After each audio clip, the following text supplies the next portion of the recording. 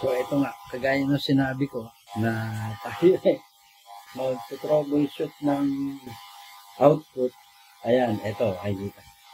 1,500 na yung laman ng tank, alaki ng tank natin.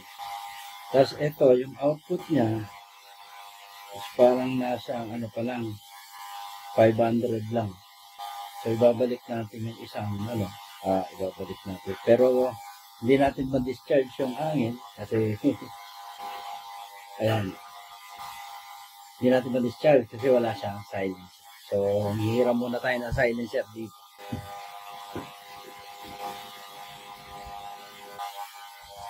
So ito yan. Yan, kita nyo, macho yung ating pagka-upgrade sa kanya. So medyo may agwat ng konti.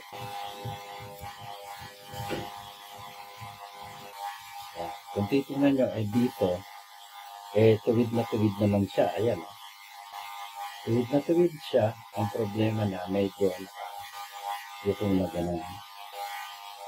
So, gagawa natin ang paraan para maitama. Kasi halos dapat dikit yan dito. So, lalagyan natin to ng barrel band. Ayan, pero una muna, yung silencer, i-ano natin.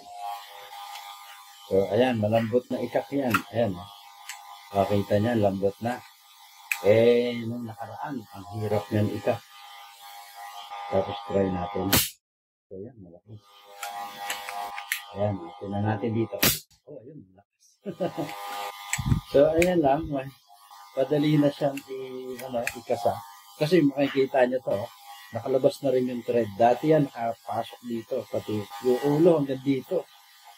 So, malaki ang inilabay na. Ayan. Kaya lang, mababa yung output. Kahit pa gano'n, malakas lumabas yung is mababa yung output na. Dapat itataas natin. So, ubusin natin yung hangin nito. Sa basahan na lang. So, ito yung basahan.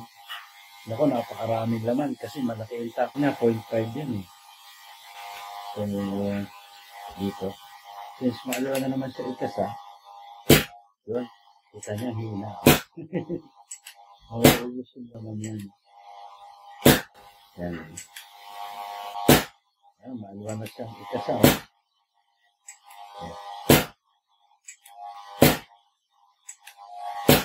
Tapos, hindi pa kaya. Ang lagay na. Dati hindi na basta malitak yan. Ayan, malabay na siya.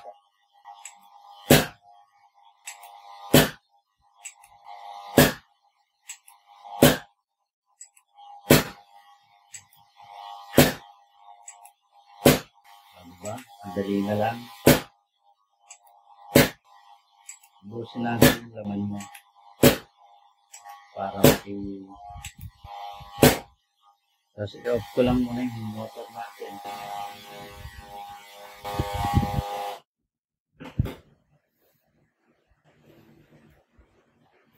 Ano na to? Isang setting na lang natin itong regulator. Ayan, 1,000 na lang. Makawala na. Isang setting na lang ng regulator at ano na to. Okay na to. Dadagdag na lang. 500 lang ang naging output eh.